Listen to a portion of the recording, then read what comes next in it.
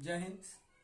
इस क्लास में हम लोग देखेंगे हिस्ट्री का टॉप मोस्ट टॉपिक, यानी कि मॉडर्न हिस्ट्री में 1600 ईस्वी से लेके 15 अगस्त 1947 तक के घटनाक्रम को हम लोग देखने वाले हैं। जो क्लास 10th के बोर्ड एग्जाम देने वाले कैंडिडेट हैं उन छात्रों के लिए 20 नंबर, कितने पूरे के पूरे 20 मार्क्स देखना, यहां से कॉन्सेप्ट क्लियर होगा। कंपटीशन एग्जाम में जो बैठने वाले हैं BPSC, Bihar SI, Bihar police, Bihar SSC, इन सारी परीक्षाओं में यहां से आपको 5 से 6 प्रश्न देखने को मिल जाएंगे। तो कुल मिला के बात यह है कि सभी लोगों के लिए क्लास इंपोर्टेंट है। आप लोग वीडियो को अंत तक जरूर देखिएगा। तो क्लास शुरू करते हैं। उससे पहले थोड़ा सा हमारे प्यारे छात्र लोग जो कमेंट किए हैं उन थोड़ा सा कमेंट बताएं, देखते हैं इसके जरिए आपको क्या समस्या हो रही है, आप उसे भी कमेंट करके पूछ सकते हैं। You are very intelligent, math trigonometry in very easy sir, very good, बहुत अच्छा प्रयास किए हैं, ये भी बहुत अच्छा कर रहे हैं कमेंट। नाम है आयुष कुमार, हाँ बहुत अच्छा। इनका कहना है कि त्रिकोणोमेट्री में बहुत इजी वे में सर आपने बताया है। ठीक है बाबू, देखो जो समझ में आ जाता है ना वैसे ही आपको इजी लगेगा, है ना। अब मेरा प्रयास रहता है कि एकदम इजी भाषा में हम दे, ताकि बच्चे को कोई तकलीफ ना हो। ठीक है, तो चलिए, बहुत अच्छा बात। फिर कह रहा है ये सौरभ कुमार, ये कह रहे हैं हेलो सर, हिस्ट्री से वीडियो। हाँ बाबू, आपके लिए यही है क्लास है, हिस्ट्री से वीडियो ही नहीं चाहिए और हिस्ट्री का ही ये क्लास है। ठीक है, ये वाला वीडियो 2 बार देख लेना। और अगर आप लोग चाहते हैं कि इसे कभी ना भूले तो देखो बाबू, इतिहास में क्या होता है, घटना तो हमें याद रहती है, घटना की तारीख भूल जाते हैं, है ना। तो वही तारीख को ही केवल हम इसमें शामिल किए हैं। मेन पॉइंट जो आप भूलते हैं ना उसी को हम किए हैं। अगर आप 10 मिनट अभी रुक के वीडियो पूरे देखिएगा और अगर कलम पेन उठा के आप कॉपी पे अगर इसे नोट कर लीजिएगा और एग्जाम देने से पहले अगर आप रिवाइज करके जाइएगा ना, तो एग्जाम में ऑब्जेक्टिव तो सीधे सीधे आपको लड़ेगा। और अब बता देना, थोड़ा सा पैटर्न चेंज हो गया है। सपोज दैट मैं आपको एक क्वेश्चन करवाता हूं कि पहले जो क्वेश्चन आते थे ना, वो आते थे कि काकोरी ट्रेन डकैती कहां पर हुई, कब हुई, ऐसे आती थी। अब क्या क्वेश्चन आ रही है, अब इसका क्वेश्चन पैटर्न चेंज हो गया है। अब पूछता है इनमें से कौन काकोरी ट्रेन डकैती से संबंधित नहीं थे। चलिए बनाइए।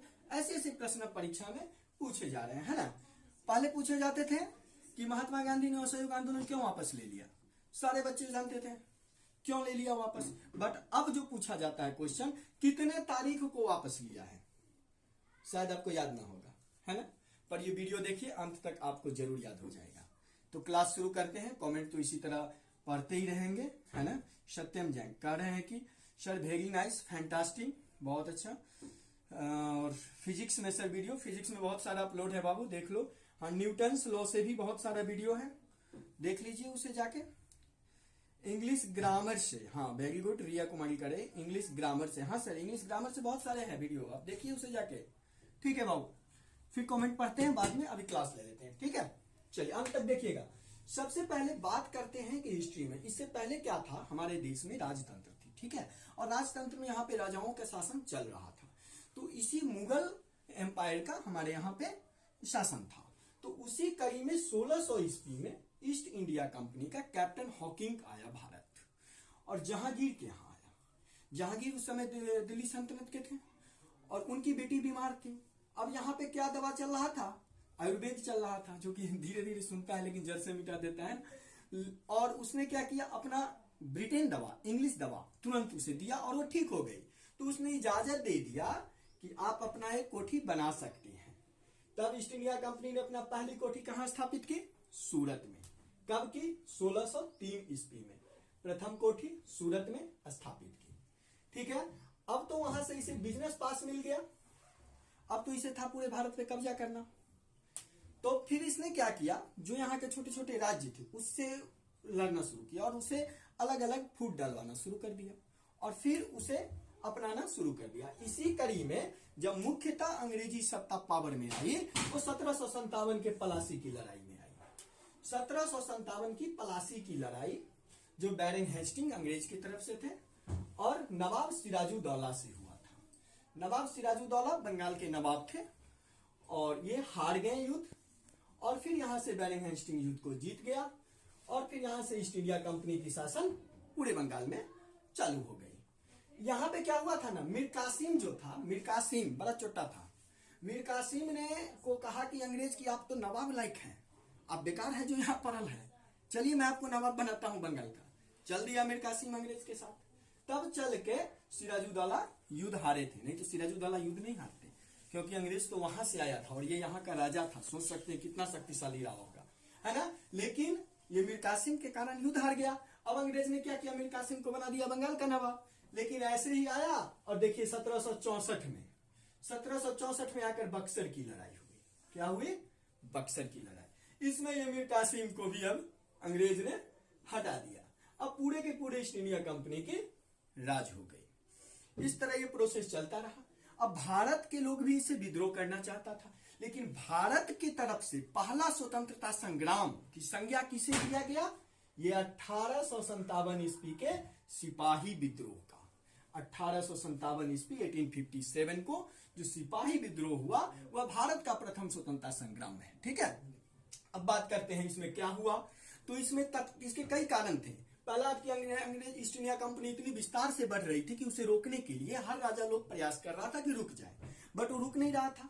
एक कारण ये भी है। दूसरा कारण है अंग्रेजों का लगान वगैरह, ये सारे चीज, उसकी टैक्स पद्धति, इसके कारण भी भारत के किसान वगैरह नाखुश थे। और सिपाहियों में भी क्या था मेन रीजन कि वो जो अंग्रेज थे वही हायर पोस्ट पर जा सकते थे, है ना। जैसे कि अभी कहिएगा आप दरोगा, सब इंस्पेक्टर, वही बन सकते थे।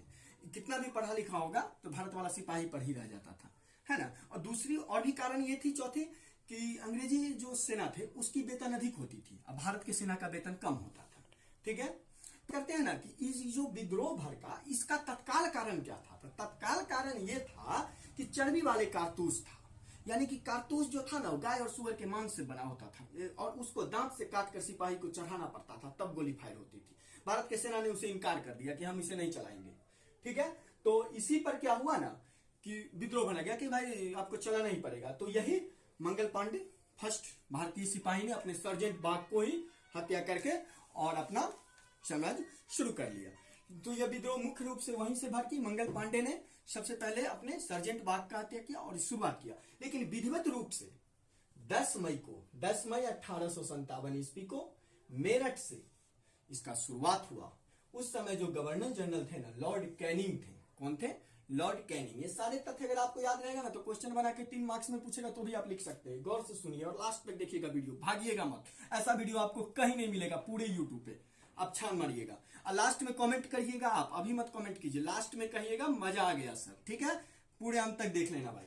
देखो तो क्या हुआ ना, 10 मई को मेरठ से सिपाही विद्रोह की शुरुआत हुई। इसका नेता किसे बनाया गया, मुगल बादशाह के राज दुलारे अंतिम बचे हुए थे बहादुर शाह जफर द्वितीय। बहादुर शाह जफर द्वितीय को ले जाके सिपाही विद्रोह का नेता बना दिया गया, है ना। बाद में लंगूर ले जाया गया, वहां उनकी मौत हो गई। ठीक है, तो बात करते हैं अब इसमें कहां कहां से कौन कौन नेतृत्व किया मैं बता देता हूं। झांसी से झांसी वाली रानी नेतृत्व किया, बिहार से वीर कुंवर सिंह ने नेतृत्व किया, है ना। इस तरह फिर लखनऊ से बेगम हजरत महल ने किया, तात्या टोपे ने किया। इस तरह से कई क्रांतिकारी ने इसमें भाग लिया। ठीक है, उसके बाद फिर 1857 के विद्रोह को अंग्रेजों ने बड़ी आसानी से दमन कर दिया, मतलब इसे शांत कर दिया। इसका रीजन था कि भारत के जो हायर लोग थे ना, जमींदार वर्ग थे ना, वो इसके पक्ष में ना थे, वो इसके सपोर्ट में ना था।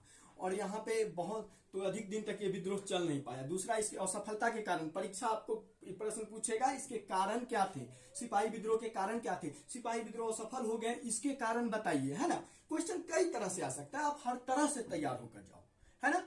आप हर तरह से तैयार होकर जाओ, है ना। विराट कोहली का पारी देखे ना पिछले मैच में, हर तरह से तैयार था। मेहनत हमेशा रंग लाता है ना, जिता दिया ना।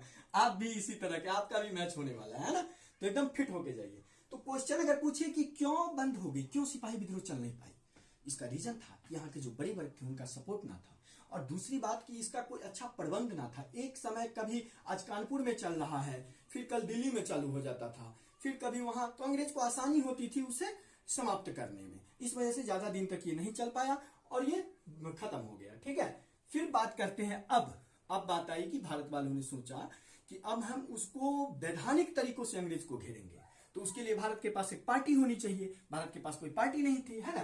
तो 1885 में, कब, 1885 1885 ईस्वी में आकर के क्या हुआ, एक कांग्रेस पार्टी की स्थापना हुई।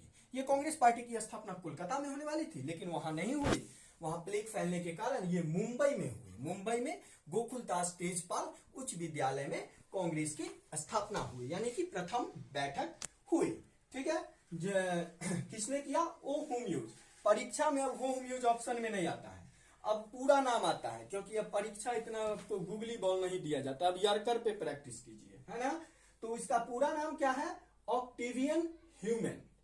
ऑक्टेवियन ह्यूमन, है ना, जिसे आसानी से पढ़ने के लिए ओ हुमयूज बुक में भी आपको मिल गया होगा, है ना। बट ऑक्टेवियन ह्यूमन के द्वारा, जो कि एक सिविल सेवा आईपीएस थे, सिविल सेवा रिटायर्ड थे, इन्होंने ही कांग्रेस पार्टी की स्थापना किया। ठीक है, पहला बार जो इसका अधिवेशन हुआ, जिसके अध्यक्ष बने थे WC बनर्जी, लेकिन इनका भी पूरा नाम याद रखिएगा, व्योम चंद्र बनर्जी। क्या था? व्योम चंद्र बनर्जी, कांग्रेस के प्रथम अध्यक्ष। ठीक है, और जो प्रथम अध्यक्षता हुई थी ना, तो उसमें कुल 72 सदस्य मौजूद थे। ठीक है, 72 सदस्यों को लेकर कांग्रेस पार्टी की स्थापना हुई थी 1885 में मुंबई में। WC बनर्जी अध्यक्ष थे, ओ हुमयूज इसके संस्थापक थे, सिविल सेवा रिटायर्ड थे। कभी कभी ये भी पूछ देता है क्या थे वो, तो आप लोग क्वेश्चन जैसा आएगा वैसा तोड़ना है ना। और वीडियो को 2-3 बार अगर देख लीजिएगा ना, तो आपको छप जाएगा मेरा बात, है ना। चलिए अब बात करते हैं 1905 में। अब तो कांग्रेस पार्टी बन गई, अब आंदोलन अच्छे से होने लगा।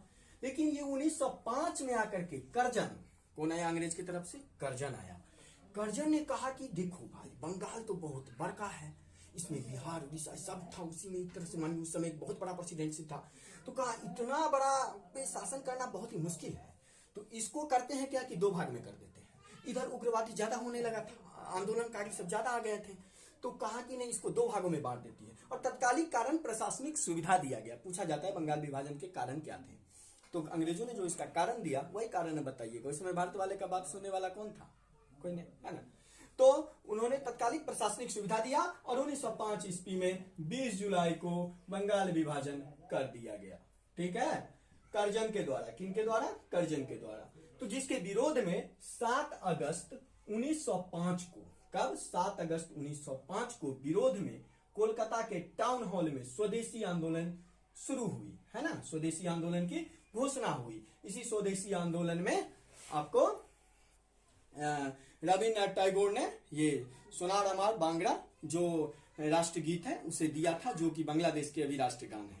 ठीक है, इसी में, और इसी में विदेशी कपड़ों को जलाकर इसका विरोध किया गया 1905 में 7 अगस्त को। ठीक है, फिर चलते हैं 1906 में। 1906 में हुआ क्या कि 30 दिसंबर को, 1906 में 30 दिसंबर को सलीम उल्लाह खां, आगा खां, मकरूल हक, इनके नेतृत्व में मुस्लिम लीग की स्थापना हो गई। किसकी? मुस्लिम लीग की स्थापना हो गई। ठीक है, फिर 1907 में क्या हुआ? 1907 में सूरत अधिवेशन हुआ। और सूरत अधिवेशन में क्या हुआ, मतलब कि समझिए कि कांग्रेस के लिए बैड ईयर सब था। 1900 भारत के लिए ही ना, समझिए ना। 1905 में बंगाल विभाजन कर दिया, 1906 में मुस्लिम लीग बन गया, मतलब यहाँ से मुसलमान एक अलग पार्टी बना लिया। 1907 में क्या हुआ ना कि आपको कांग्रेस भी 2 भागों में बट गई। कांग्रेस 2 भागों में बट गई, एक रास बिहारी बोस को बनाना चाहते थे और एक उधर अरविंद घोष इन सबको बनाना चाहते थे। तो दोनों में नरम दल गरम दल की बात हो गई, दोनों की विचारधारा अलग था। अभी एक नवयुवक होगा उनकी चीजों को चाहेगा कि जल्दी से जल्दी ले ले, है ना, और जो बुजुर्ग होगा वो चाहेंगे नहीं शांति से ले ले, है ना। तो यही सिलसिला थी इस केस में, है ना। तो 1907 में कांग्रेस का भी विभाजन हो गया। अब 1909 में क्या हुआ कि अंग्रेज ने एक मार्लो मिंटो सुधार लाया। मार्लो मिंटो सुधार के द्वारा क्या हुआ ना कि मुसलमानों के लिए एक अलग निर्वाचन क्षेत्र बन गई, माने भारत को पूरा तोड़ने की व्यवस्था। अब अंग्रेज समझ गया कि ज्यादा दिन हम लोग यहाँ टिक नहीं सकते हैं, तो उसने ऐसा किया कि इसे इतने टुकड़े टुकड़े कर देंगे ना कि इसे जोड़ने में कई साल लग जाएगा। लेकिन आज का भारत देखिए, है ना। अब उसी ब्रिटेन में भी कितनी खुशी की बात है कि भारत वंश ने अपना प्रधानमंत्री बने हैं, है ना। चलिए, तो और आगे बात करते हैं 1911। 1911 में क्या हुआ ना, दिल्ली दरबार की घोषणा हुई। और दिल्ली दरबार की घोषणा हुई, इसी में राजधानी को कोलकाता से दिल्ली लाने की बात कही गई और 1912 में लाई गई राजधानी। क्यों लाई गई? कोलकाता हुगली नदी के किनारे था, इसका पनिया जहाज को रास्ते में रोक के क्रांतिकारी लूट लेता था। तो कहा कि ना ना ना यहाँ से भागो, तो भाग गया कहाँ? दिल्ली। कहा कि यहाँ ठीक है, तो राजधानी दिल्ली ले गई, पहली पॉइंट। दूसरी पॉइंट क्या है कि यही 1911 में, और बंगाल का विभाजन जो था 1905 में, उसको रद्द कर दिया गया। ठीक है, चलिए फिर बात करते हैं 1916 ईस्वी में। 1916 ईस्वी में गांधी जी साबरमती आश्रम की स्थापना किया। ठीक है, और अंग्रेजों ने इन्हें 1915 में, जब गांधी जी वापस ही आए थे, उसी समय कहा कि ये तो दक्षिण अफ्रीका में भाई तहलका मचा के आया है, बड़ा खतरनाक है ना, इस आदमी को करो क्या कि कुछ सम्मान उम्मान दे दो। तो जैसे ही 1915 में आए ना, तो केसर ए हिंद की उपाधि से गांधी जी को सराखा गया कि केसर ए हिंद है आप, है ना। लेकिन गांधी जी भी तो गांधी जी थे, वो मानने वाले थे नहीं ना। फिर वो आगे बढ़े, 1916 में अपना आश्रम बनाए, कहे ठीक है भाई मैं यहाँ आया हूँ, मैं आंदोलन नहीं करूंगा, एक आश्रम बनाता हूँ, बूढ़े हूँ भाई, भगवान का नाम तम लेंगे। तो कहाँ बनाए आश्रम? साबरमती में जाके। लेकिन 1917 में फिर उनसे बिहार के किसान राजकुमार शुक्ल मिले। राजकुमार शुक्ल ने उन्हें बिहार की दशा बताई। 3 कठिया प्रथा चल रहा था बिहार में उस समय नील के लिए, कि अगर आपके पास 3 कट्ठा भूमि है तो आपको 1 कट्ठा नील का खेती करना अनिवार्य है। नील की खेती करने से इसका ह्यूमस मर जाता था खेतों का, उसमें कई वर्षों तक उपजा नहीं होती थी, तो इससे किसान परेशान थे। तो उन्हीं के किसान नेता राजकुमार शुक्ल ने गांधी जी से मिला, यही साबरमती आश्रम में ही। फिर 1917 में गांधी जी चंपारण आए और वहां से पहला सत्याग्रह प्रारंभ किए। ठीक है, जिनमें उन्हें सफलता मिली, नील की खेती से ऐसा कानून बंद हो गया। फिर 1918 में अहमदाबाद में ही गांधी जी भूख हड़ताल पर बैठे थे, मिल मजदूर के खिलाफ। पहली बार भूख हड़ताल पर भी कब बैठे? पहली बार 1918 में। और गांधी जी का पहला सत्याग्रह कौन था? चंपारण सत्याग्रह 1917। ठीक है, कोई दिक्कत? अब आगे चलिए, तो यहां तक की घटनाक्रम हमने देखा 1918 तक, है ना। अब आगे देखते हैं, इसको एक बार रिवाइज मारिए और कॉपी खोल कर अगर आप इसे लिख लिए ना, तो एग्जाम से पहले आपको मात्र 1 मिनट 2 मिनट की तैयारी करके जाना होगा, है ना। और इसका स्क्रीनशॉट भी ले सकते हैं। और हो आप लोग व्हाट्सएप स्टेटस बनाइए थोड़ा सा, जो अच्छा पॉइंट लगे, है ना, और उसे लगाइए। सर जी पिछले वीडियो में आवाज नहीं है। जी भाई, सॉरी आवाज नहीं है, क्या कहते हो? होगा, जरूर होगा, तुम लोग चाहोगे तो बड़े बड़े आवाज होगा, है ना। अभी एडजस्ट कर लो, एडजस्ट देखे हो अपने किए, है ना।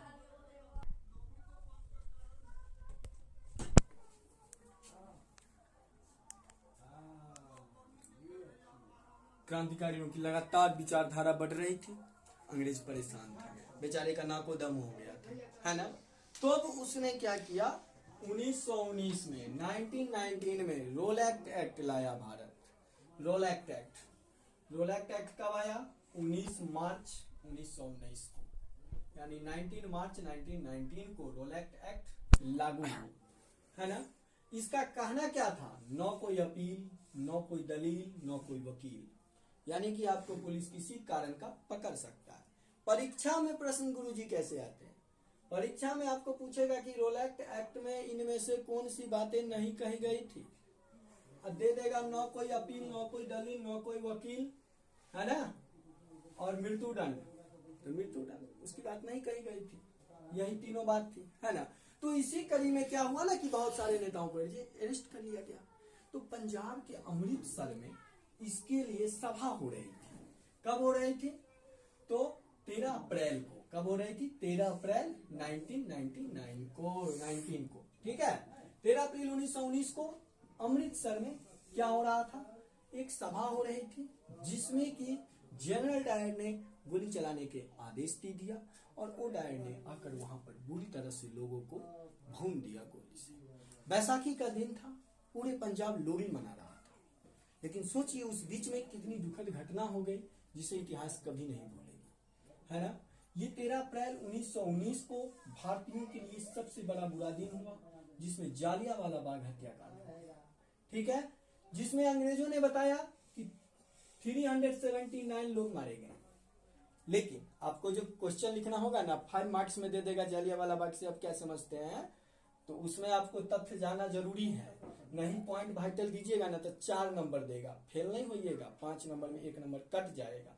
लेकिन एक नंबर करते करते आपका मार्कशीट खराब लगने लगेगा। तो मेहनत कर रहे हैं ना, थोड़ा सा और कर लेंगे, जम के लिखेंगे। जो भी क्वेश्चन है ना उसके बारे में आप जितना जानते हो ना भाई, सब लिख के आना, छोड़ के मत आना, कुछ माथा में लेके मत आना एग्जाम हॉल से कि चलो घर पे चल के अगले साल फिर लिखना, नहीं इसी बार लिख के आना अच्छे से। ठीक है, तो चलिए, तो क्या कहा था अंग्रेज ने कहा था कि 379 लोग ही मारे गए। लेकिन भारत ने भी एक समिति बैठाई, दादा भाई नौरोजी, मोतीलाल नेहरू, ये सब इसमें थे। तो उन्होंने कहा कि 1000 से ऊपर लोग मारे गए। कितने? 1000 से ऊपर लोग मारे गए। फिर आ गया बात 1920 ईस्वी में 90। अब गांधी जी ने देखा कि ये बहुत दुखद घटना हुई। इन्होंने जो अंग्रेज ने इसे 1915 में जो केसरी हिंद की उपाधि दिया था, उसे अंग्रेज को कहा ले जाओ, ये उपाधि हमें नहीं चाहिए। रविंद्रनाथ टैगोर को भी अंग्रेज ने एक उपाधि दिया था, जानते हैं क्या? सर की उपाधि। रविंद्रनाथ टैगोर जी ने भी अपनी सर की उपाधि को इसी जालियांवाला बाग का से दुखी होकर वापस कर दिया। ठीक है, नाइटहुड की भी उपाधि को। अब बात करते हैं आगे हम। तो गांधी जी ने सोचा, इस समय और क्या चल रहा था, अंग्रेज ने क्या किया, खलीफा का पद को समाप्त कर दिया, जिससे मुसलमान उसके प्रति काफी द्वंद्व भावना हो गई। तो गांधी जी ने यही समय को देखा हिंदू मुस्लिम एकता के लिए। उसने क्या किए, उन्होंने कि कहा कि ये तो जालियांवाला बाग का उत्तर देना था अंग्रेजों को। और दूसरा क्या था कि उस समय आपको खिलाफत आंदोलन भी था, दोनों को मिक्स करना चाहते थे।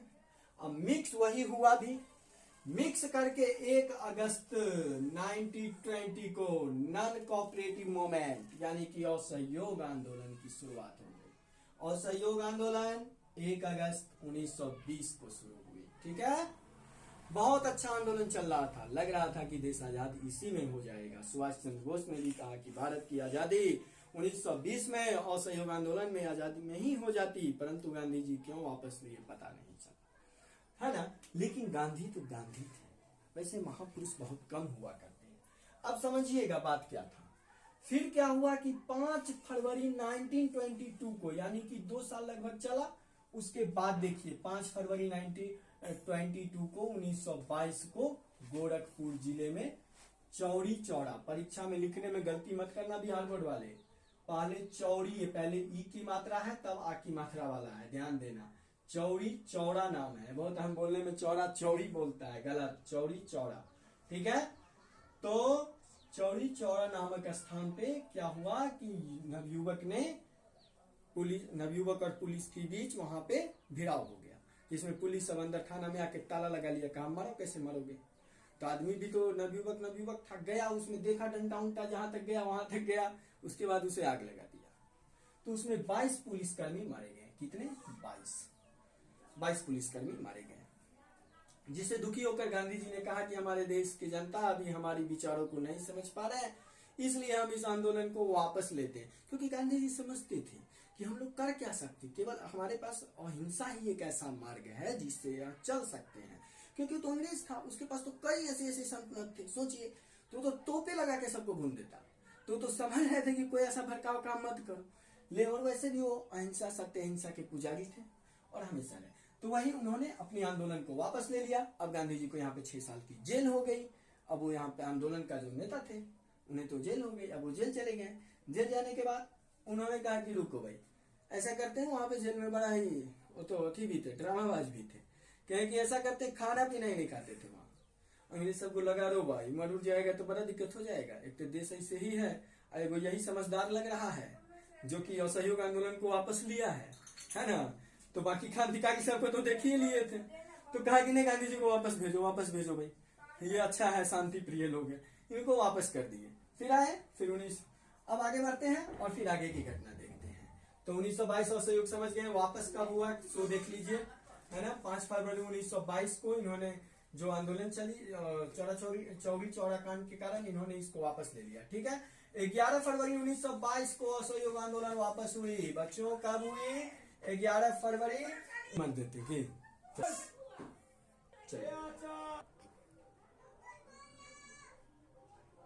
11 फरवरी 1922 को असहयोग आंदोलन की वापसी हुई। ठीक है, और अब बात करते हैं हम लोग आगे। फिर क्या हुआ ना, 1925 में 1925, यहाँ छूट गया है, जरा नीचे कीजिएगा। 1925 ईस्वी में काकोरी ट्रेन डकैती, काकोरी अपना सन बढ़ा ट्रेन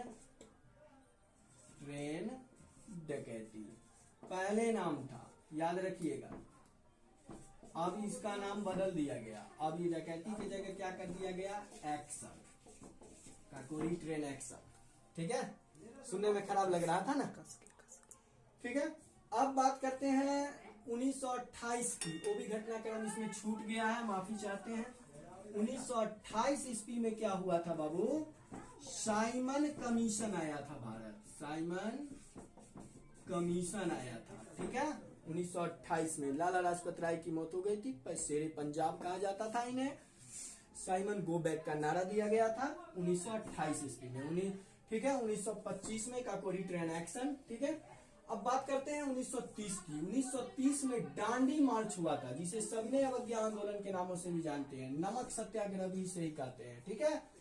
12 मार्च 1930 ईस्वी को गांधी जी ने अपने 79 समर्थक, ठीक है, 79 समर्थक, कुछ भी ऑब्जेक्टिव में आ सकता है, ध्यान से पढ़िएगा, है ना। तारीख याद रखिए, 12 मार्च 1930 को कितने मेंबर समर्थक थे, 79 थे, है ना। 89 समर्थकों को लेकर 24 दिन तक पैदल यात्रा किए थे। कहां से किए थे, तो अपने आश्रम साबरमती से लेकर दांडी तट तक, और नमक कानून को तोड़ा था, जिसे सविनय अवज्ञा आंदोलन भी कहा जाता है। अब अंग्रेजी से प्रभावित होकर क्या कहा कि सुनो भाई गांधी जी, आप हमसे क्या कीजिए, मीटिंग कीजिए। तो इसीलिए क्या किया, देखिए पहले, उससे पहले एक हुआ था इनके बीच गांधी इरविन समझौता। गांधी इरविन समझौता 1930 में हुआ था, 4 मार्च को। कब हुआ था, 4 मार्च 1931 को, ठीक है। गांधी इरविन पैक्ट, ठीक है, पूछा जाता है, जिसे दिल्ली समझौता के नाम से भी जानते हैं, पूछा जाता है दिल्ली समझौता। एक पूना समझौता आप लोग जानते होंगे, पूना समझौता किनके बीच हुआ था जानते हैं, गांधी जी और भीमराव अंबेडकर जी के बीच, और इसके बाद हुआ था, अभी सुनिएगा पहले यहाँ। फिर 1931 में 7 सितंबर को 1931 को दूसरा गोलमेज सम्मेलन हुआ था, सेकेंड टेबल कॉन्फ्रेंस, ठीक है, जिसमें गांधी जी भाग लिए थे। गांधी जी मात्र एक गोलमेज सम्मेलन में भाग लिए, वो है दूसरे गोलमेज सम्मेलन, परीक्षा में भी आता है। तो दूसरे गोलमेज सम्मेलन जो है कब हुआ था, 7 सितंबर 1931 को। और भीमराव अंबेडकर जी थे, वो तीनों गोलमेज सम्मेलन में भाग लेने वाले भारतीय थे, ठीक है। अब बात करते हैं 23 मार्च 1931 को, है ना, सुखदेव, भगत सिंह और राजगुरु को फांसी। जरा सोचिए, वो जवानी भी क्या जवानी रही होगी जिनके हीर आजादी और रांझा तिरंगा था। इसी दिन 23 मार्च 1931 भारत को दूसरा झटका, जिस दिन हमारे देश के महान शहीद भगत सिंह को फांसी दे दी गई। फिर आगे बढ़ते हैं, देखते हैं 1942 ईस्वी को। 1942 ईस्वी 9 अगस्त 1942 ईस्वी को भारत छोड़ो आंदोलन की शुरुआत हुई, ठीक है। और यह आंदोलन इतने जोर, इसी में गांधी जी ने करो या मरो का नारा दिया था। ऑब्जेक्टिव में आ सकता है बाबू, करो या मरो का नारा किसने दिया, महात्मा गांधी ने। स्वराज मेरा जन्मसिद्ध अधिकार है किसने कहा, बाल गंगाधर तिलक ने, है ना। जय हिंद किसने कहा, वीर भगत, इनकलाब जिंदाबाद, वीर भगत सिंह, ठीक है। चलिए और आगे बात करते हैं ना, यहाँ देखिए कि आप लोग कमेंट में छाप दीजिए जय हिंद किसने कहा। चलिए, कैबिनेट मिशन, कैबिनेट मिशन योजना, यही जो 1942 की, आपको 9 अगस्त 1942 को भारत छोड़ो आंदोलन थी। अंग्रेज समझ गए कि आप भारत छोड़ना ही पड़ेगा, क्योंकि गांधी जी ने इसमें क्या नारा दे दिया है, करो या मरो। आप अगर अपने स्टूडेंट लाइफ में भी इस नारा को पढ़ते हो ना, फॉलो करते हो ना, तो निश्चित ही आप टॉपर बनेंगे। या पढ़ो भाई, करो मरो, दोनों के जगह पर पढ़ो या पढ़ो, पढ़ो या पढ़ो जोड़ दीजिए, यानी कि पढ़ो ही पढ़ो, है ना। चलिए आगे बढ़ते हैं। तो अंग्रेज ने मिशन लाई, क्या लाई, कैबिनेट मिशन योजना, जिसने कहा कि भारत अपना संविधान बना सकता है, ठीक है। और भारत जब अपना संविधान बना सकता है, तब हमारे देश में क्या हुआ कि चलिए 9 दिसंबर, है ना, 9 दिसंबर 1946 को संविधान सभा की प्रथम बैठक हुई, ठीक है, जिसमें सचिदानंद सिन्हा को अस्थायी अध्यक्ष बनाया गया। किनको, सचिदानंद सिन्हा को, ठीक है। राइटिंग थोड़ा सा भाई एडजस्ट कर लेना, ऐसा ही बनता है, क्या कहते हो तुम लोग, प्रैक्टिस करो, है ना। तो 9 दिसंबर को समझ गए। 11 दिसंबर को संविधान सभा की सेकेंड बैठक हुई। इस दिन राजेंद्र प्रसाद, डॉक्टर राजेंद्र प्रसाद, लो भाई लगा ही देते हैं, काहे कहोगे कि भाई इतना मेहनत से लोग डिग्री लेता है, गुरुजी नहीं लगाए, है ना, लगा देते हैं। इनको क्या बनाया गया, अस्थाई अध्यक्ष, याद रखिएगा। अस्थाई अध्यक्ष डॉक्टर राजेंद्र प्रसाद, अस्थाई अध्यक्ष सचिदानंद सिन्हा। ठीक है, अब बात आई 13 दिसंबर 1946 को संविधान सभा की तीसरी बैठक हुई, है ना, थर्ड बैठक हुई। इस दिन पंडित जवाहरलाल नेहरू ने उद्देश्य प्रस्ताव लाया, जो उद्देश्य प्रस्ताव कालांतर में चलकर प्रस्तावना बन गया। ठीक है, चलिए इसके बाद बात कर लेते हैं बाबू थोड़ा सा और। अब 15 अगस्त 1947 को भारत तो आज, यानी कि चलिए 15 अगस्त 1947 को तो अब अपना देश आजाद हो गया। अब इनके साथ एक समस्या थी सबसे बड़ी कि कानून कैसे बनाई जाए, है ना। तो 29 अगस्त 1947 को, ठीक है, प्रारूप समिति का गठन हुआ, जिनके अध्यक्ष किन्हें बनाया गया, भीमराव अंबेडकर जी को। ठीक है, इसमें कुल कितने सदस्य थे, 7 सदस्य थे। इस 7 सदस्य ने फिर संविधान बनाना शुरू किया। और बात करते हैं 26 नवंबर 1949 को संविधान बनाकर रेडी कर दिया। समय कितना लगा, 2 वर्ष 11 माह 18 दिन का समय लगा। 395 अनुच्छेद, है ना, 22 भाग और 8 अनुसूची में तैयार हो गया अपना संविधान। वर्तमान में कितना है, 400 से प्लस अनुच्छेद, आर्टिकल, 26 भाग, 12 अनुसूची। कौन अनुसूची में क्या है जानने के लिए हमारे ही चैनल पर वीडियो अपलोड है, जाइए शेड्यूल देखिए। शेड्यूल नाम से अनुसूची, 12 अनुसूची का चर्चा किए हैं। संविधान में कौन सा भाग कहां से लेके बनाया है वो बात वीडियो बना दिए हैं। अब वीडियो देखिएगा ना, 10 मिनट में आपका एक टॉपिक रिवीजन हो जाएगा।